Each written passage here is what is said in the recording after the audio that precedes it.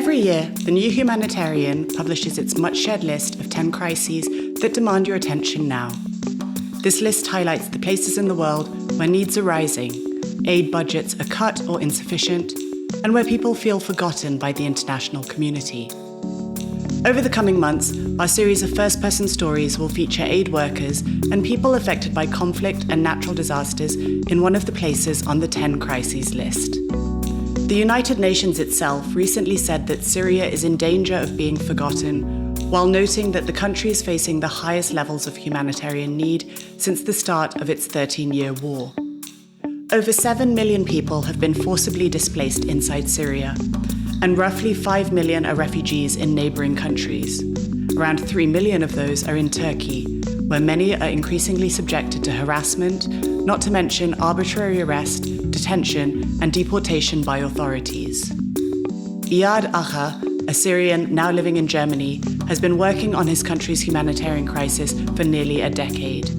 He spent most of that time living with his wife and children in Turkey. In this episode, he narrates how he became a humanitarian worker and laments how many times Syrians have had to rebuild their lives.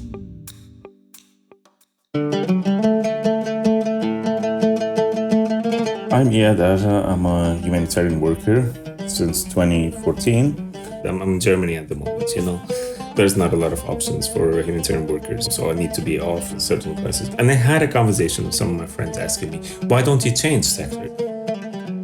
Honestly, I love what I'm doing. I really, truly love it. I know it's not easy, and it has a lot of emotional and psychological impact on.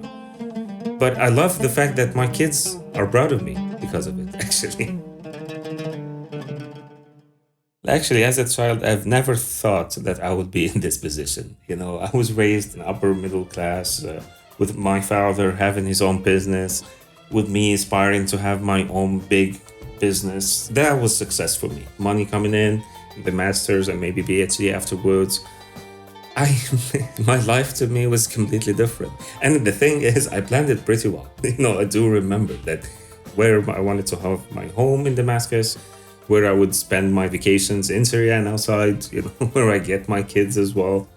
But that changed, of course. Everything changed because in 2011 and onwards, all the plans start to crumble, basically. And we couldn't just find different plans because it wasn't that easy. We sort of just go with the flow. There was things that we haven't seen before, military in the streets, a mortar shell bombing in Damascus. And of course, everything about life was changed, like electricity, services. It was obvious that you cannot start a life in Damascus. So, of course, you've heard a lot of stories about people and how they're suffering, Actually, one of the stories that I've heard at the time, it was a car in the checkpoint with a pregnant lady in labor, actually. And her husband driving the car went to get out of the checkpoint and they shot him, both dead. And nothing happened, there's no consequences and it could happen any day. So I wanted to do something meaningful. I wanted to help. I wanted to get involved. And to me, working in a humanitarian, helping people made a lot of sense. It was chaotic a bit. So the only thing that is steady and can provide immediate value is actually humanitarian work to help the people in their time of need. So I started looking around and then I joined in person in April 2014. To me, it was the whole industry I didn't know much about. But at that time, we did have a lot of sensitivities to navigate through. Me coming from Damascus, a lot of people would assume that, I'm basically with the regime or with the government, and that's added to the sensitivity. And I wasn't an expert in humanitarian principles at the time, but I'd read them, I understood them, and we wanted to get that to the organization. And again, most of the organization workers and the field staff, they did not work in humanitarian sector before. Some of them did, but not a lot, like really 10% maybe for the whole staff. So we had to work on that and trying to build and promote the humanitarian principle, the neutrality, which is really difficult, especially for people who were affected by one side of the conflict, Like you're dealing with a community, the whole community of people got displaced. So even navigating that within the society can be really difficult. So on top of all the workload and stress, we had that sensitivity to keep in mind. It was really something I really cherish till now, because I learned a lot from that experience. That lasted for 4 years.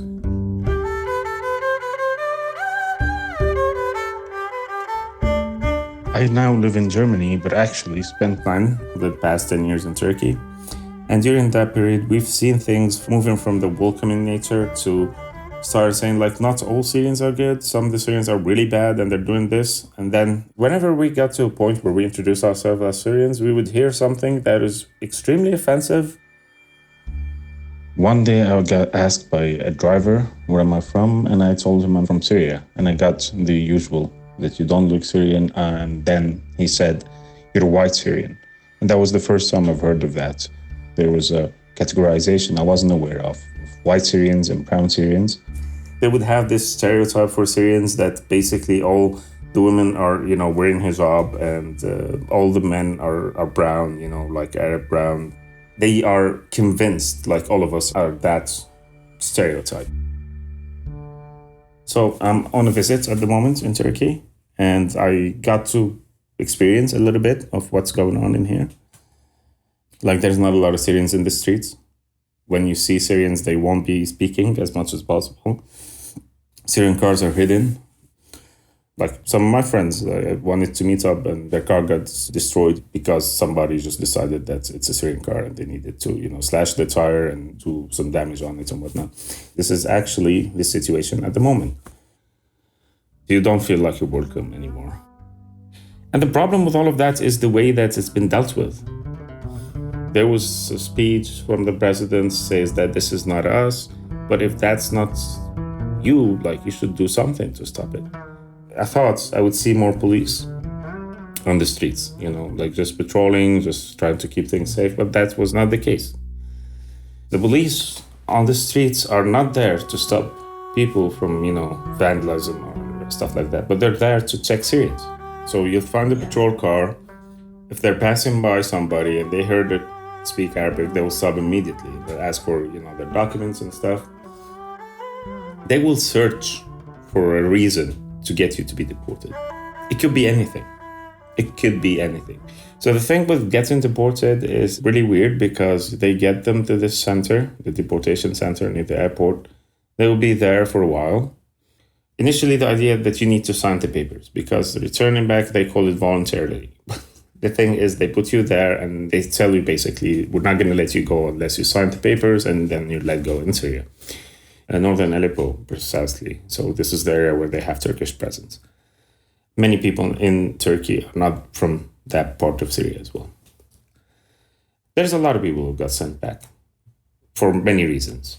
Some, it could be a parking ticket, but none of them received a tent, let alone an apartment. The area that they're sending them back to is the conflict area, the war zone, an area which has ongoing conflict still, an area that has no proper infrastructure, not due to the war only, but even before. So on top of all the conflict that all the Syrians went through for the past years, the bombing, the airstrikes, the siege and all of that, they had to deal with the earthquake, which is a completely different crisis. The trauma is one of the elements that people dealt with, whether in Turkey, whether in Syria. I do remember when I was working last year with the UN, I went on a mission to Syria and I saw what that meant. I've seen people who already had a lot to go through the conflict, through the crisis, through the war. But earthquake is another. It doesn't mean if you survived airstrikes and bombing that you'll be able to survive the earthquake without trauma. So basically with everything that's happening in Syria right now, with the political environment, with the living conditions and all of that, it's not an option for me to go back to Syria. And this is actually, it's a good thing to talk about because at a certain time, even European countries, they start saying Syria is safe again and we can send people to it. It's not safe again. The government, the regime in Syria don't have tolerance. They won't forget and forgive. And people don't want to live in oppressed political scenery that it's a different life, And recently, it's been one of the research conducted, an index on living conditions. So Damascus was scored last worldwide. This is how horrible things are. There's no electricity, like the main living requirements are not there. And I have a family to raise, and I need to provide the best for them. And it's not me. Everybody thinks like that. Everybody needs to provide the best for their families. And the best is not Syria, unfortunately. So I had a lot of different plans I was working on to get out of Turkey. I felt I'm being suffocated, It's kind of similar to when I was in Damascus in 2012, Different settings, same emotions, Like it's not a place that is welcoming. I didn't want my kids to deal with being bullied because of their Syrian. And I was one of I would say the last one to leave, in a sense. And to need to restart. So for us, this is the second restart in a way. And this is not natural. Like there's a time when you can have, tolerance to rebuild and to do all of that. But to do it twice in a certain age, like I'm not old, I know, but I do feel old. I feel like I've been through a lot. And going back, even making it in Germany, sometimes like small things would set me off because I cannot take it anymore. Like I've taken way too much, And I wanted to go back to Turkey and see things. But when I saw my friends and all of that happening to them and the different position that they're in, some with options, some are not, it really felt like I was one of the lucky ones, to be able to be in Germany, just to be able to be there is great, when they're thinking of what can be done. And I have no idea why the world is really silent about what's going on. This is not a small thing at all. But unfortunately, and I've seen it in many cases in my work, when the attention of the media goes, we forget about the people. We forget about their suffering. We need to do better. This is going back to the humanitarian workers. We need to do better. We need to start feeding the system differently.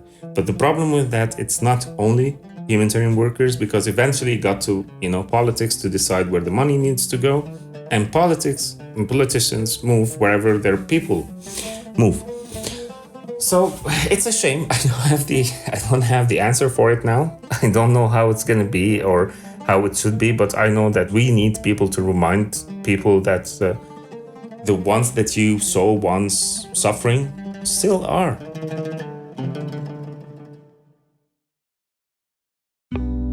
Iyad Agha is a Syrian aid worker who spends his time between Germany and Turkey. Visit thenewhumanitarian.org to read the full list of 10 crises that you should pay attention to this year. The New Humanitarian is the only newsroom that specialises in covering humanitarian crises. Subscribe to our feed to stay in the loop on new episodes from different parts of the world. This episode was produced and edited by Freddie Boswell, sound engineering by Mark Nieto, and original music by Whitney Patterson. Thanks for listening.